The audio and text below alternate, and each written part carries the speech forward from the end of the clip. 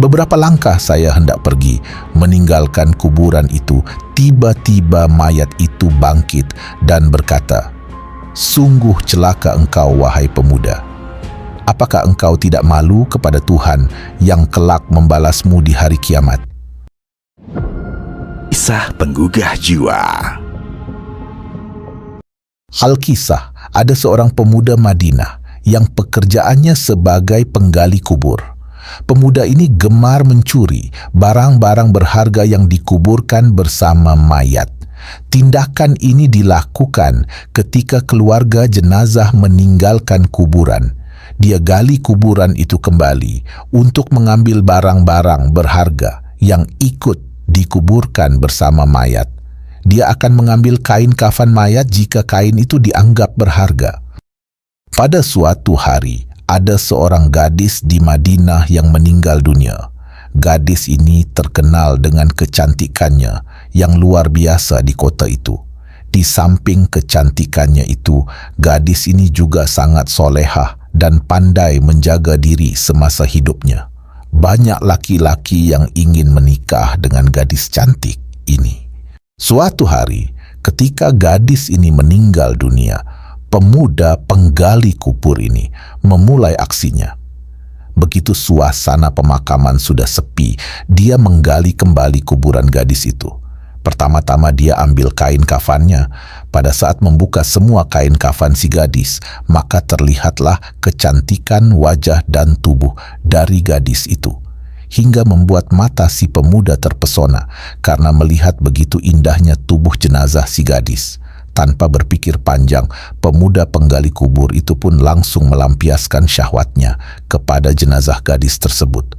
Setelah itu, pemuda ini menutup kembali kuburan itu dan pulang ke rumahnya. Namun, setelah melakukan hal tersebut, dia merasakan seperti dikejar-kejar dosa. Dan hal itu membuatnya sangat gelisah. Akhirnya pada suatu hari, pemuda ini berniat untuk menemui Rasulullah Shallallahu Alaihi Wasallam di Madinah. Di sana dia ketemu dengan Umar bin Khattab. Setelah mengucapkan salam kepada Umar, ia bertanya dengan cemas dan hati-hati, "Apa pendapat Anda jika ada seseorang yang berzina?" Tanya pemuda itu. "Jika dia sudah menikah, ia dihukum rajam sampai mati. Jika ia belum pernah menikah, maka akan dicambuk 100 kali dan diusir dari kampung selama 1 tahun.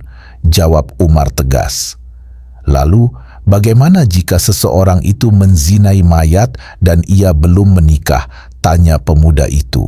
Umar pun terdiam. Bulu kuduknya berdiri mendengar pertanyaan pemuda tersebut. "Sungguh keterlaluan, saya tidak bisa membayangkan sebesar apa dosanya. Siapa gerangan orang yang melakukan perbuatan keji seperti itu?" Tanya Umar. "Saya sendiri, wahai Umar. Apakah Allah Subhanahu wa Ta'ala masih mau mengampuni perbuatanku?" Sang pemuda mulai bimbang. Umar hanya terdiam. Ia masuk ke dalam masjid dan ia menangis. Rasulullah yang berada di dalam masjid heran melihat kondisi Umar yang demikian itu. Setelah mengucap salam, Rasulullah Shallallahu Alaihi Wasallam bertanya kepada Umar, "Apa yang membuat dirimu bersedih seperti itu?" "Di luar saya menjumpai seorang pemuda yang membuat bulu kuduk saya berdiri dan ia ingin bertobat dari dosanya," jawab Umar. Utsman bin Hasan bin Ahmad Asi Syakir Al-Kahaubawi dalam kitabnya berjudul Durratun Nasihin menceritakan selanjutnya, Rasulullah memerintahkan Umar bin Khattab untuk mengajak masuk pemuda tadi. Sang pemuda menangis tersedu-sedu sehingga membuat Rasulullah penasaran. "Mengapa engkau menangis, wahai anak muda?" tanya Rasul. "Aku terlalu banyak dosa. Aku takut jika Allah akan marah kepadaku, ya Rasulullah," jawab pemuda itu. "Apakah engkau telah menyekutukan Allah dengan sesuatu atau engkau membunuh orang yang tidak bersalah?" tanya Rasulullah. "Tidak, ya Rasul, saya tidak pernah melakukan kedua perbuatan itu," jawab sang pemuda. Rasulullah Shallallahu Alaihi Wasallam berusaha menghibur anak muda itu, ketahuilah olehmu anak muda, Allah akan mengampuni dosamu sekalipun dosamu sebesar 7 kali lipat langit dan bumi. Apakah dosamu sebesar umul kursi? Tanya Rasulullah. Lebih besar dari itu ya Rasul, jawab pemuda itu. Apakah sebesar arsi? Tanya Rasulullah penasaran. Saya kira lebih besar dari itu ya Rasul, jawab sang pemuda di tengah isak tangisnya. Sebenarnya dosa apa yang kau lakukan? Coba kau katakan kepadaku, pinta Rasul. Sungguh saya malu untuk mengatakannya, jawab pemuda itu. Jika tidak kamu katakan, maka dosa itu akan tetap membebani jiwamu, bujuk Rasulullah. Pemuda itu terdiam, kepalanya menunduk melihat lantai masjid. Ia mulai memberanikan dirinya untuk mengatakan apa yang telah ia perbuat. 7 tahun saya bekerja sebagai penggali kubur. Suatu ketika ada mayat kaum Ansyar. Ia masih gadis dan sangat cantik. Secara diam-diam, saya menggali kuburannya, lalu kubuka kain kafannya. Awalnya saya hanya berniat mengambil kain kafannya saja, tetapi syahwat saya bergelora. Maka kulampiaskan syahwatku dengan menzinahi mayat itu sampai puas. Setelah itu, saya tinggalkan begitu saja. Baru beberapa langkah meninggalkan kuburan itu, tiba-tiba mayat itu bangkit dan berkata, "Sungguh celaka engkau, wahai pemuda. Apakah engkau tidak malu kepada Tuhan yang kelak membalasmu di hari kiamat? Pada saat semua orang dituntut balas, engkau membiarkan aku dalam keadaan telanjang dan berhadas besar di hadapan Tuhanku." Mendengar pengakuan pemuda ini, Rasulullah Shallallahu Alaihi Wasallam sangat marah dan seketika itu berdiri dan berkata, "Wahai pemuda fasik, tempatmu memang pantas di neraka.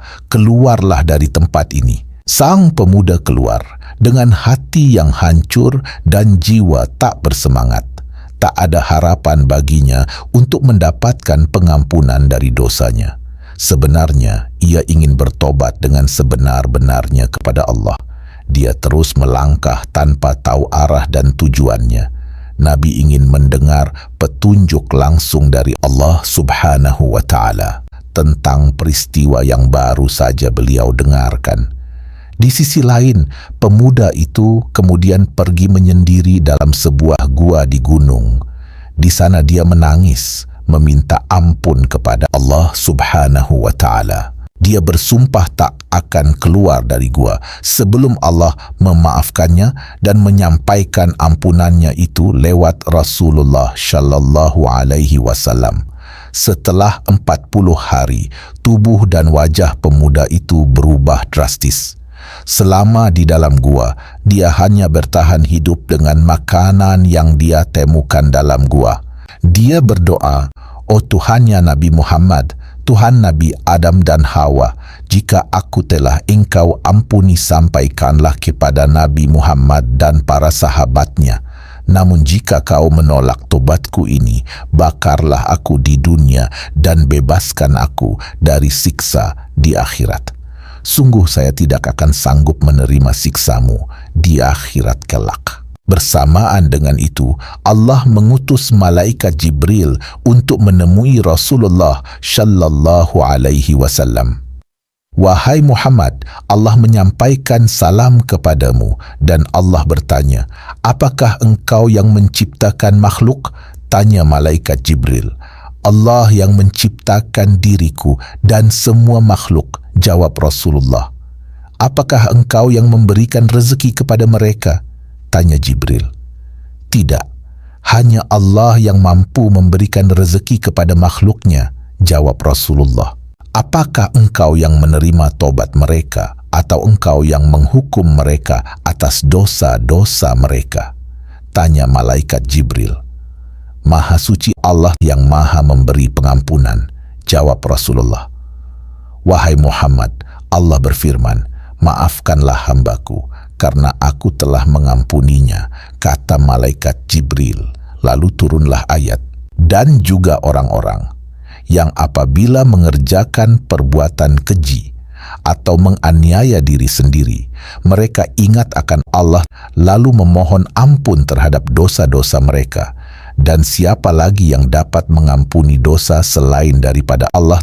Dan mereka tidak meneruskan perbuatan kejinya itu sedang mereka mengetahui. Quran Surah Ali Imran ayat 135.